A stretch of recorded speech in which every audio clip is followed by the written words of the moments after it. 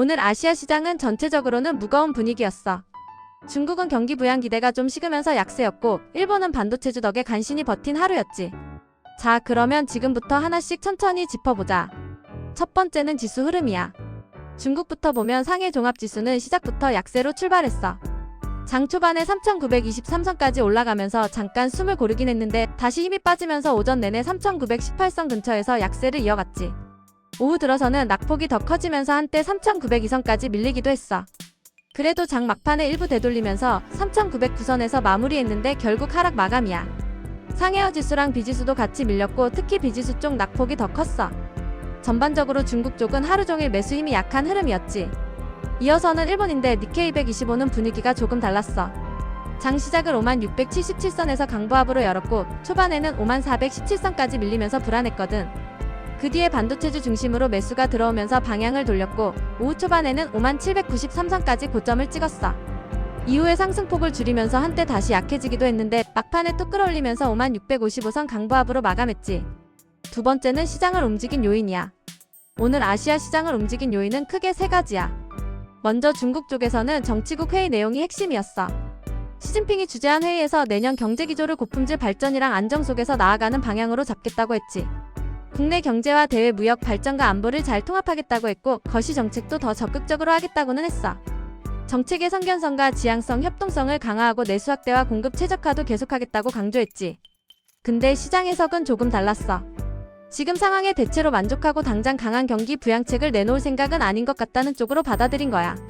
그래서 그동안 쌓였던 경기 부양 기대감이 좀 꺼지면서 지수에 부담이 됐지. 다음은 엔비디아 H200 관련 이슈야. 도널드 트럼프가 엔비디아의 H200 칩을 중국과 일부 국가에 승인된 고객에게 판매할 수 있도록 허용하겠다고 밝힌 게 오늘 핵심 변수였어.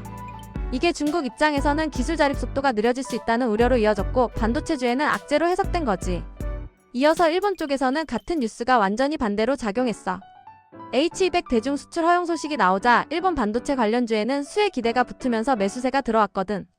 다만 이번 주 미국 FOMC 다음 주 일본 기준금리 결정을 앞두고 관망세가 커졌고 미국 증시에서 금리 인하 기대에도 국채금리가 올라가면서 투자 심리가 위축된 점이 상승을 막았어. 세 번째는 업종 흐름이야.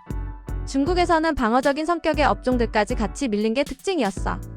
재생에너지나 유틸리티처럼 정책과 연관된 쪽도 약했고 보험이랑 제약 같은 금융과 헬스케어 쪽도 힘을 못 썼지. 음식료처럼 소비 안정 업종도 동반 약세를 보이면서 전반적으로 넓게 눌리는 그림이었어. 반대로 일본에서는 반도체 관련 업종이 시장을 거의 혼자 끌어올렸다고 보면 돼. 다만 에너지 관련 업종이나 소매 개인과 가정용품 같은 내수 소비 쪽은 약했고 경기 관련 서비스업도 힘이 빠져 있었어. 소프트웨어와 IT 서비스, 부동산 운용, 의료, 장비 같은 성장주와 방어주가 동시에 눌리면서 지수 상단을 막는 역할을 했지. 네 번째는 특징 종목 흐름이야. 먼저 금융주부터 보면 중국에서는 대형은행주가 상대적으로 선방했어. 농업은행이 오르고 공상은행도 같이 올라주면서 시장 전체 하락 속에서 방어 역할을 했지. 이어서 자원과 소재 쪽을 보면 분위기가 완전히 달랐어.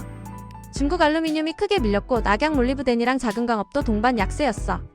아니에라 시멘트 같은 시멘트주와 화해행복부동산 같은 부동산 관련주도 같이 하락하면서 경기 민감 섹터 전반이 부담을 받는 모습이었지. 다음은 반도체와 기술 테마 흐름이야. 중국에서는 아까 말한 H200 대중 수출 허용 이슈 때문에 반도체 관련주 전반이 부담을 받았어. 기술 자립 속도가 늦어질 수 있다는 우려가 투자 심리에 그대로 반영된 거지. 반면 일본에서는 같은 이슈가 수혜 기대를 자극했어. 디스코랑 레이저테크가 강하게 올랐고 도쿄일렉트론도 상승하면서 반도체 장비주들이 시장을 이끌었지. 후지스 같은 IT 대형주도 같이 올라주면서 기술주 전반에 매수세가 붙었어. 이어서 일본 내수와 개별 종목 흐름을 보면 닛산 자동차가 상승했고 도쿄가스랑 아사히 화성도 강세였어. 자동차와 에너지, 화학 쪽에서 선별적으로 매수가 들어온 모습이었지. 마지막으로 일본의 일부 대형주들은 약세였어. 스미토모 금속강산이 하락했고 미쓰이 스미토모 파이낸셜 그룹 같은 금융주도 밀렸어. NEC도 약세를 보이면서 일부 전통 대형주들은 지수에 부담을 줬지. 다섯 번째는 기타 특이 요인이야. 트럼프는 트루스 소셜을 통해 시진핑에게 H200 칩 판매 허용을 알렸다고 직접 언급했어. 다만 이게 강력한 국가 안보를 계속 보장하는 조건이라는 점을 강조하면서 정치적 메시지도 같이 실은 모양새야. 일본 쪽에서는 지진 이슈도 있었어. 일본 기상청이 혼슈 동쪽 끝 아오모리현 앞바다에서 규모 7 수준의 지진이 발생했다고 발표했고 진원 깊이는 50km로 나왔어. 아오모리현과 이와테현, 홋카이도 태평양 해안가에는 쓰나미 경보까지 발령됐지. 여기에 이번 주 미국 FOMC 다음 주 일본 기준금리 결정을 앞두고 투자자들이 적극적으로 베팅하기보다는 관망하는 분위기가 강했어. 마무리를 해보면 오늘 아시아 시장은 같은 뉴스가 중국과 일본에서 완전히 다른 결과를 만든 하루였어. 정책 기대와 실망 그리고 반도체를 둘러싼 미중 구도가 동시에 시장을 흔든 거지. 내일 한국 시장에서는 반도체와 금융 그리고 중국 관련 소비와 자원주가 이런 흐름을 얼마나 따라가는지 체크할 필요가 있어 보여. 오늘 정리 도움이 됐다면 구독이랑 좋아요 한 번씩 눌러줘.